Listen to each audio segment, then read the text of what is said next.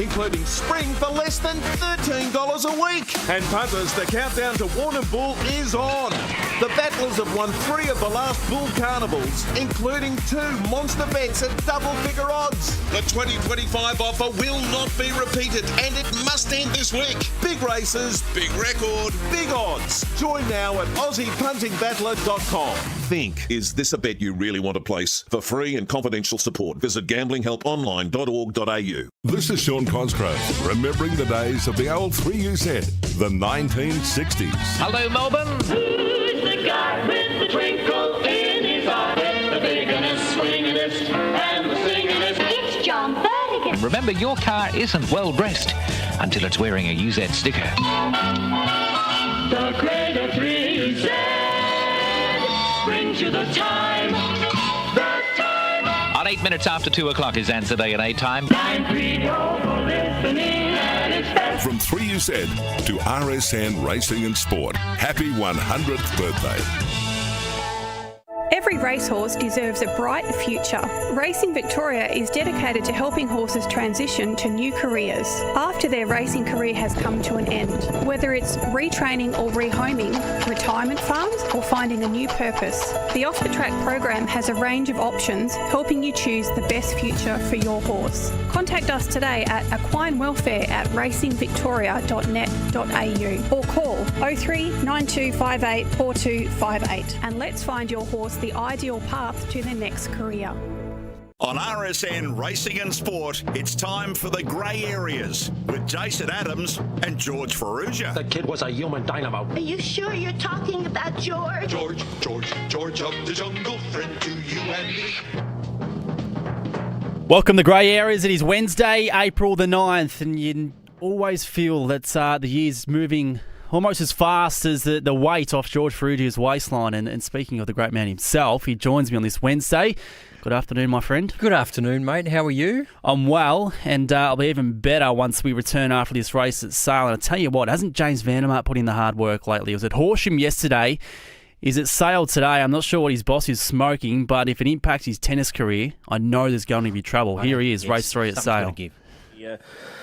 The runner to beat draws the 5 alley. And they're about to link in now for race number 3. The Monticello's over the 4:35. And the favourite will jump from box number 5. You get the feeling a replication time-wise of what this greyhound produced a few starts ago would be more than enough to take care of business here. And they're about to load away now. So starting signals flashing and the field immediately moving in. Darnham Rain, that victory 2 starts ago, 24.65. It does stand out in the form guide, but the first section is the risk with the son of Fernando Bale. He's not overly quick to begin. Set to run now, the field in. Favourites in yellow, Darnham Rain. Stand by for the 3rd. They're set now.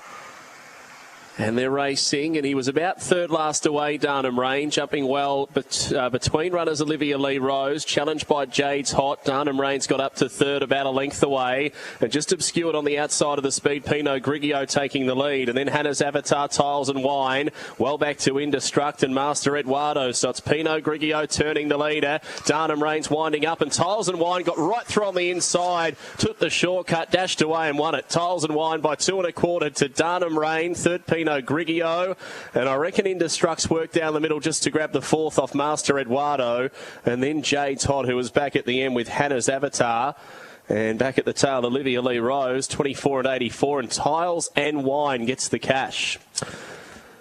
Good show of speed for Christian Wilk, getting that inside run as Darnham Rain was persisting to go around the 3 leaders, and Tiles and Wine just took the shorter way through. It was a smart performance. Getting that inside run, just having a look at the replay, was ducking and weaving and then just picking the run at the right time. Really clever win. Number 2, Tiles and Wine at a big price. Short way through, beats the 5, Darnham Rain. And 3rd across the line we'll have confirmed in just a moment. Should be Pinot Grigio, who worked hard on the outside of the speed. But number 2, the winner, Tiles and Wine from off the speed, has been doing that week in, week out, just not being able to run them down, but with some good field sense has picked them up today. Flying Ricardo, Zipping Poppy, Christian Wilk at Townsville South for the Eye Candy Syndicate. 2nd across the line was 5, Darnham Rain. Peter Hanley at Darnham, Fernando Bale, Darnham Dasher, and the 7 was 3rd, Pinot Grigio. Stephen Van Oyscheid at Moe South, bewildering in Misty Meadows, ahead of number 1, who's come from second last to grab the 4th, and that was Indestruct. And they've just come through, James. Thank you. Number 2, Tiles and Wine at $27.60 and $3.70. It was the second roughest in the race. Number 5, Darnham Rain, $1.40. 7, Pinot Grigio at $2.60 and 1. Indestruct. So 2, 5, 7 and 1. The Quinella, $32. Exacta, $125. Trifecta, $1,055. And that first 4 guys, $2,229 collected. And the running double 6 and 2 has paid $65. Thank you, John. Back to grey areas, and we build up to what is a big week with semi-finals of the launching pad at Sandown Park tomorrow night. We then roll into the Geelong Cup on Friday, and then the final of the Golden Easter Egg at Wentworth Park this Saturday night. Plenty of life to catch up on as well. George, how's your week been to date? Because I understand you were a bit stressed yesterday. There was a bit of drama, which isn't necessarily your go on a Tuesday afternoon. No, it isn't. Met up with some old high school friends. We try to catch up at least once a year, hopefully twice a year, and try to do something fun. And there was a Seinfeld quiz, which popped up at a pub which I'll not name because I'm not happy, Jace. We finished second in the quiz. Obviously, you wouldn't have been happy with that. Obviously, through the Stingo, people know that we're Seinfeld fans, you and I. We finished on 42. The winners are on 43, and that's fine. If you get beat, you get beat. But the winners got their $500 voucher and scarpered off really quickly. But unbeknownst to them, they left some evidence on the table where they were writing down questions. We weren't allowed to use their phones. Writing down questions to answer later, to check on their phone. And the guy running it, the Quizmaster, I mean, if you're not a Seinfeld fan, get out. So he was poor. He checked their he checked their list. Get out. He checked their list and then went, "Oh, they're the winners." Like they blatantly cheated to win. And did you know at the time throughout the comp that something was a bit fishy? Well, yeah. Look, I thought we were flying. Look, between the 4 of us, we pretty much answered all the questions, but there was a couple those really hard ones which it's impossible to get, and they got one of them right, and I thought something's not up here. So I was pretty dirty, Jace, yesterday, but they left their evidence there that they blatantly cheated. And look, if you win a quiz, which I'm sure you've done in the past, you had a pub quiz and had a bit of fun. You usually stay for a sherbet, don't you? And sort of celebrate. You shout the opposition a beer. Yeah. They just scarp it away. So not happy, Jan. So there's no opportunity for a protest or any sort of confrontation? And this is why I was annoyed with the Quizmaster. As soon as he gave the voucher out, he grabbed his backpack and scarpered out of the joint himself. Now, I'm not saying they were in cahoots, but at least just come around and say hello to everyone. What, are going out to get his cuts? Yeah, look, it was clearly just there just to pick up his whatever he made an hour and bug it off. So that wasn't a good Tuesday, but we're going to move on. Extraordinary scenes. Extraordinary scenes, John. International incident. Wow, international incident. Yeah, that was the most important thing that happened yesterday. It could be an Interpol watch on everybody. Don't worry about the election debate. You should have come down to the real stuff. Goodness me. Are you hot cross bun consumers in your household, George? Oh, absolutely. What sort? What sort? Just stock standard stuff. Sultana. I don't like all this sort of new. Yeah. Maybe a cinnamon sprinkled through. Biscoff? My son Nate's a Biscoff fan, yeah. Caramilk? Yeah, they're into all of them. I got stuck into him over the weekend. Did They you? were good. Damn good. Highly recommend it. What are we talking? No, we won't get into that. We won't get into that. Now, you're going to the footy this week, aren't you? Are you gather rounds? Yeah. And the Hawks are playing Port Adelaide in the grudge match, the last game of gather round. Oh, I remember what happened last year when you played Port. Yeah, I know. And we've lost. Where were you? And we've lost our best player. Throwing kebabs at the wall. And we've lost our best player for 3 months. That doesn't help. Anyway, all right, let's get on to the racing. And last Friday night, we saw heats of the Geelong Cup. Sparks flew, as we knew they were going to, and none better than the performance of Matlock, George. He's back to his absolute finest work, and the numbers he put on the board last Friday night were pretty breathtaking. Yeah, they were, especially early, Jace. I mean, that's the key to him, isn't it? When he gets out and goes, I mean, his first split was absolutely outstanding. He's a terrific greyhound, and again, we've got to give credit to Michelle Mallier. I think she's done a terrific job with both Stomping and Matlock throughout their career, and this is another iteration of it. He's $3.60 second favourite. Vincent Bale the favourite. Colac Kid, who we've spoken about, Jason, when he turns up and performs, he's a pretty special greyhound. Interested to hear your thoughts on where you're landing here for a tip, because there's so much speed in this race, sort of almost everywhere, and I tend to always stick to the class runner who's drawn well, and that's Vincent Bale. But I just wanted to get your thoughts. Yeah, I don't think it's a race that's... I mean, there might be acceleration. I don't think there's a lot of box speed. I mean, Intrepid Bale was really good behind Matlock last week. I just want to be with Matlock. It's just that reliable early speed. If he runs 29-59 again, is he the likely winner? 100% he is. Yeah. So I just think it's going to be a huge effort for one like Vincent to be able to run him down if he's putting those sort of numbers on the board. Yeah, I mean, there's speed in 6, 7 and 8, isn't there? So whether they stay out of each other's way, be interesting. Matlock can be... He's usually a very safe beginner, but I've seen him sort of just dwell a little bit, and you can't be doing that from box 6. And then it opens up the gate for a greyhound like Vincent Bale, who's...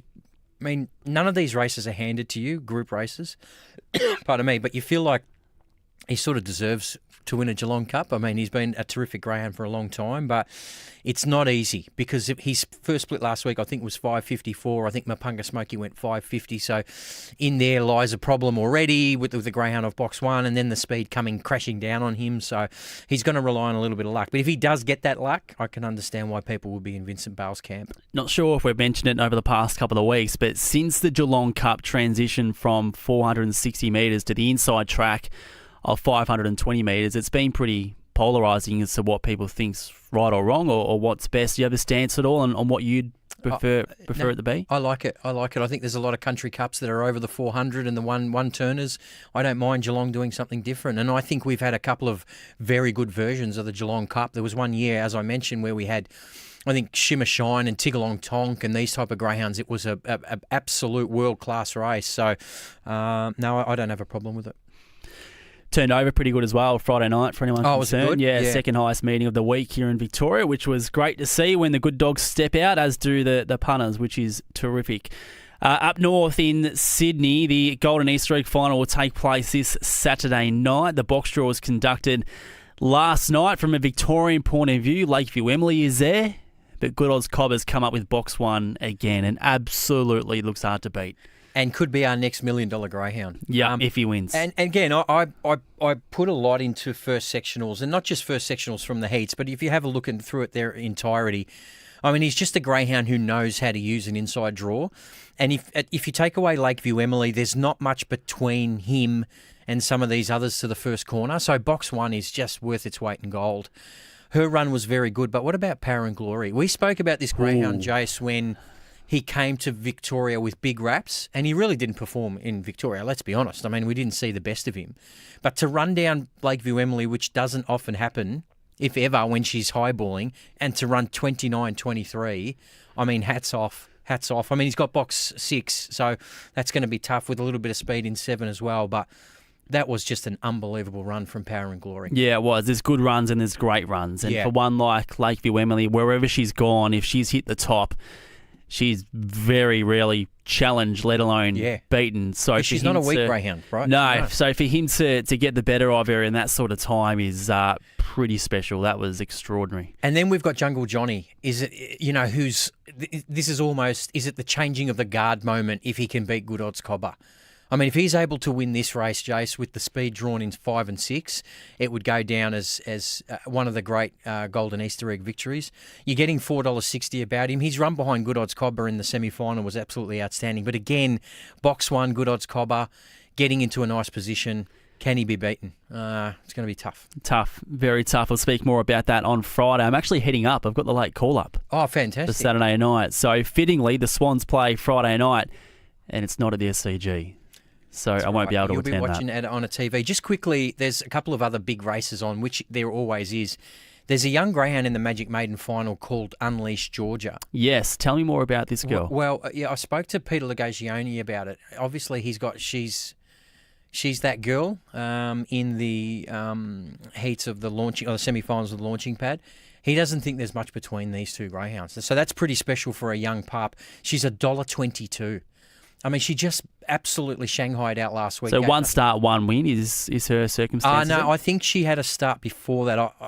I think there was a second before that, but her win was absolutely fantastic. And as you can see by the odds, I mean, $1.22, they expect pretty big things for this greyhound. So I guess my point is that I think Peter Lagogione's probably got a couple in his team now that he could probably return to Melbourne with. And he's got max capacity in the Association Cup. Now, whether he still has that greyhound at that time, but during that period of Harrison Dawson, the Sapphire Crown and the Sandown Cup, we might have some interstate raiders, which have been sparse, haven't they, in the last, probably couple of big carnivals. Yeah, well, the good ones have been good. Valpolicella, Palawa King, but, I mean, outside of that, they haven't really come here and done much damage, have they? No. Speaking of that Association Cup, you mentioned max capacity, who's currently in the hands of Peter Lagogiani. He's coming in the box 1 in that race for the Stayers. We saw the return of Ella's Babe, and she progressed to the final by the skin of her teeth. Did you see her run on Saturday night? I did. Look, she's going to get a lot better. I mean, it's hard to expect them to be at their absolute A-plus game, and you're right, she just, by the skin of her teeth. I think the greyhound to watch out for is one that I know you're keen on is Late Night News. He's a Wentworth Park specialist. He's a very, very good greyhound. Box 6 certainly doesn't do him any favours, but I don't think Max Capacity has a great deal of early speed as well, but he's very strong. So that's an interesting battle, I think, between those two, and the market suggests that. There's a great story as well behind number 5, I'm Sally. She won on Saturday night, and the post-race interview with her trainer and owner, Rebecca Edinburgh, was super good because she's just had a throw at the stumps, thought we're going to take on the big boys and go to Wentworth Park, and they've gotten the chocolates. Then I found out as well that she was a giveaway early on in her career. So it's not common. We hear these things, George, but it's also not extremely rare, is it? So some people out there might not have the patience of others, or maybe this greyhound's got into a different environment and hit her straps. Well, famously, Sage Tennille was similar, where I think she was... she tried to be given away and no one took her. Yeah, and so then Cody stuck with her and she turned the corner and ended up becoming a Group 1 winner and a fantastic chaser. So it does happen, Jason, sometimes. And it happens over all 3 codes. I think sometimes a change of environment, something clicks and it works. So that's a great story. And I'm Sally's around $6. So certainly not one of these 50-1 shots going into an Association Cup final. So good luck to connections there. Lanfranco's reserve.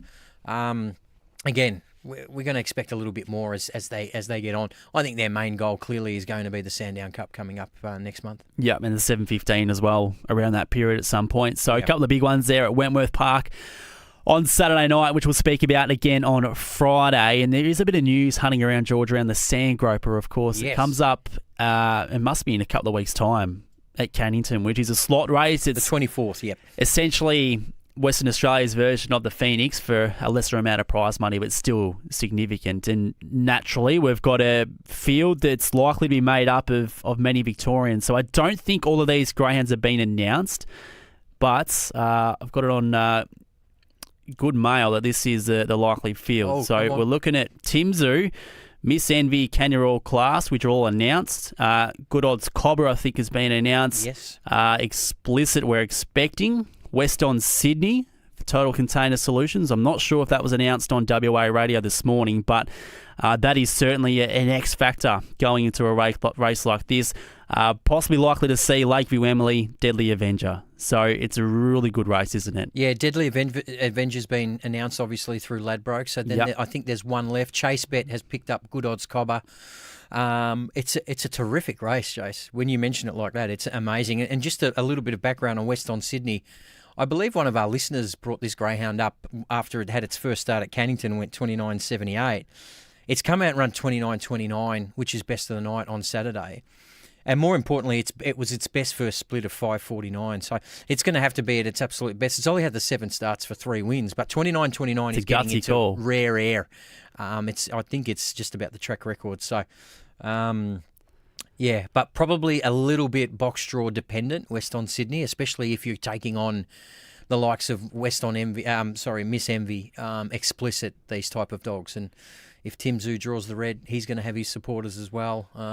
So, yeah, interesting race. Yeah, for sure. Okay, race 4 at Sales, a couple of minutes away. Before we get there, we've spoken at times about the opening of the queue up in Queensland, which is basically utopia as a venue for greyhound racing, where there's 3 individual tracks at the one venue. Mm-hmm.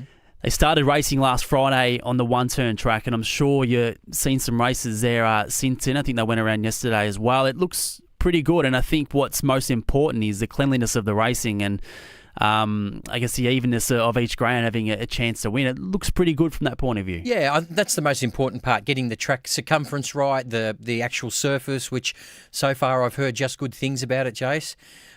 So for people that will see it now, it's Q1 Lakeside. It'll be Q2 Lakeside, I'm guessing, and then up the straight as well. We've got to give them a chance. It just looks really bland at the moment without signage and that. And we were talking off air about the winning post. It's kind of just okay. Yeah, look, it might be harsh. I mean, you look at the infield and it's a bit. Yeah, look, it's a new venue. Of course, it is. It just looks plain at the moment. But yeah, as I said, we've got to give them a chance. The most important thing is they wanted to get up and running with a safe surface, and they've done that. So, congratulations to them, and it'll get better and better. It looks good on TV, especially once everything gets sorted out. Yeah, long term, it's going to be unbelievable. So, looking forward to the future of the queue, and of course, the last race was run at Ipswich late last week. Yes. Which spelled the end of Ipswich. Another couple of weeks of Albion Park. Yes, because the two-turn track's not quite ready at the queue just yet, I believe. Yeah. So for anyone out there, the Ipswich Club and also Albion Park, being the Brisbane Greyhound Racing Club, merged, and of course going to take their services to the queue, where I don't think there'll be many people disappointed with Ipswich going by the wayside. Tommy Savalas won the last feature race there at Ipswich as well. That man's on fire. He's on fire. He doesn't beer, miss. mate, when he comes down. Oh, beers. All right. Yes. Race 4 at Sale. Favourites number 1, Somerton Ann. Let's get the James Vandermark on track. Dominant performance, 24.76, winning by 5 lengths. Only 2 lengths off the best of the day on that occasion. So, does bring some nice form lines into the race.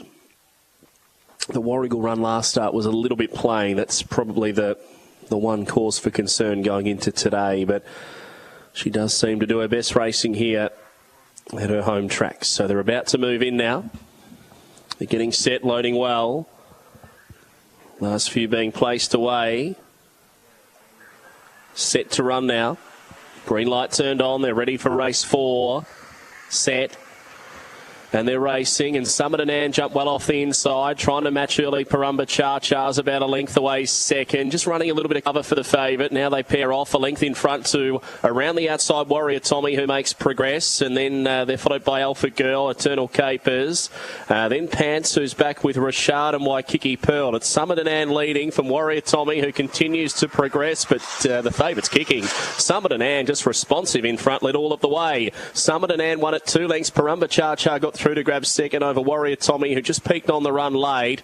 They got about a length and a half clear to Eternal Capers, who ran on from the back from Alpha Girl, then Pants, Rashad, and Waikiki Pearl back at the end, 24.77. Somerton Ann, she was pretty defiant in front. Favourites won it. Number 1 first, led them out and has just controlled the race. Was no further than probably a length and a half in front at any point of the race, but just continued to respond. And then when Warrior Tommy peaked on his run, the favourite was left clear in front and hard up against the inside. The favourite's been able to do the job and do it pretty well for Michael Delaney, number 1 first. 5.26, that was the key early, showing good speed.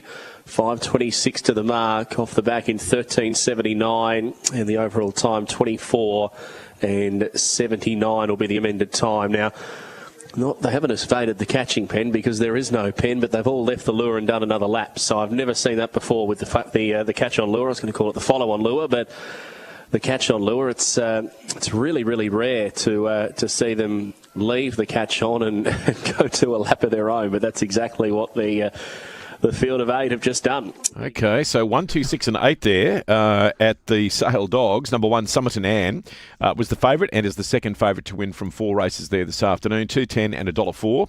Number 2, Parumba Cha-Cha, $2. 6, Warrior Tommy, $1.20. 8, Eternal Capers into 4th spot, 1, 2, 6 and 8.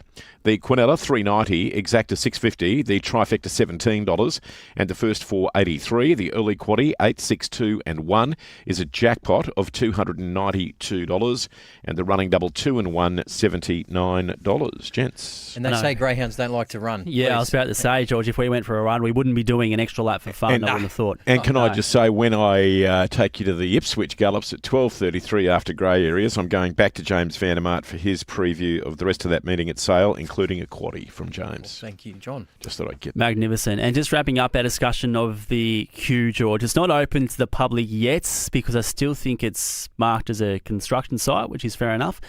Look to be opening on the 7th of June, which is a Saturday night, and I thought it might be a party for my birthday. However, I didn't get a gig, so it mustn't be. Must be for the opening of the Did you queue. get an invite? I did. No, I'm not taking the mickey out of that. I'm just saying it's my birthday, so possibly they were celebrating that, but obviously not. You get invited everywhere. I didn't get an invite. I'm joking. Oh, No, we should go up, though. Yeah, we should go up. Grey areas on the road. Be Sydney against Brisbane at the Gabba. Yep. We'll check that. We'll check the fixture as we get off here, mate. Yeah, Most that we will. important thing. All right, as we touched on last week, it is Greyhound Adoption Month throughout April. So there was an event at Tullamarine last weekend at Gap there. There's another adoption event at the Meadows this Sunday. It's Easter Buddy Adoption Day. It's from 11 a.m. until 1 p.m.